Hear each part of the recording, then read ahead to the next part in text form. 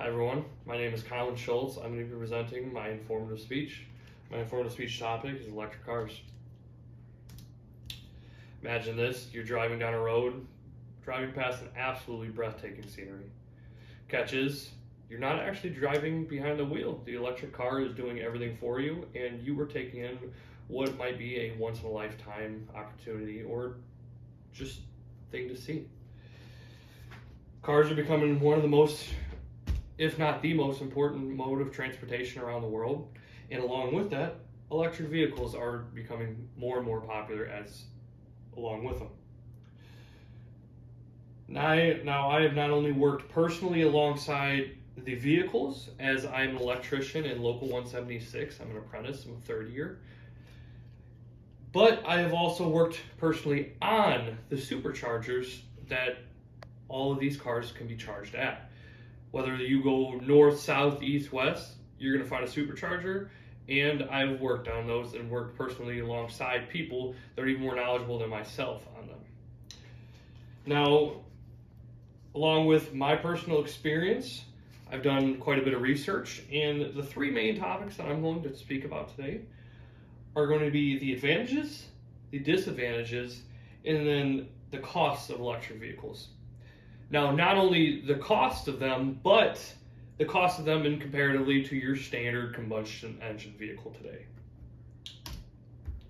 Now, the first topic we're going to speak about today is the advantages.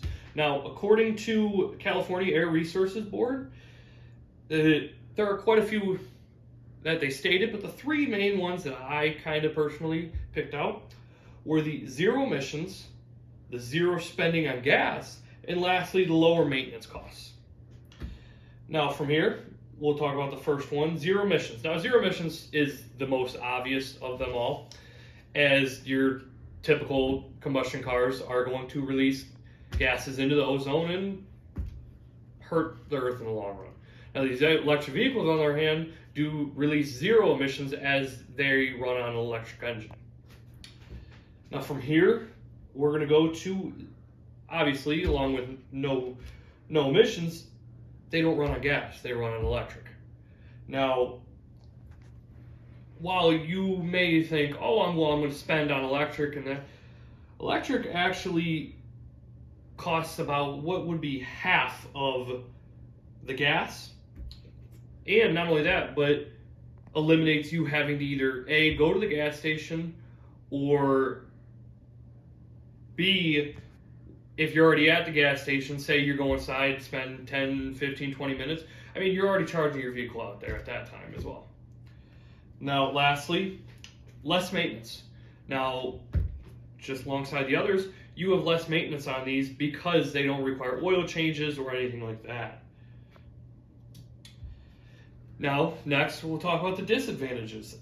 As mentioned in Colin Chevy, a Chevy dealership, there are also negatives that come alongside these vehicles. Some of these might, accessibility to charging stations, with these becoming more popular, there isn't as many charging stations as many would like. From there, the time that it takes to charge. Now, while I may have stated you may take 10, 15, 20 minutes inside, some people might not have the time to take 10, 15, 20 minutes just to sit there and charge and everything like that. And lastly, costly replacements. While they may not have as many maintenances, the few that they do, for example, expensive battery costs, to change the battery can typically be anywhere from $5,000 to $6,000. Now from here, we're going to move on to the cost. The cost of these electric cars can cost you around $5,000, on average, $5,000 more than your gas cars, according to Kelley Blue Book. However, while they may cost more, the federal government gives you a tax credit for purchasing these vehicles that can range anywhere from $2,500 to $7,500, according to Valdez. From here, saving money with electricity or gas. Now, it really depends on what your situation is. I mean, if you are driving this, that every single day, going here, there, maybe electric vehicles might not be for you.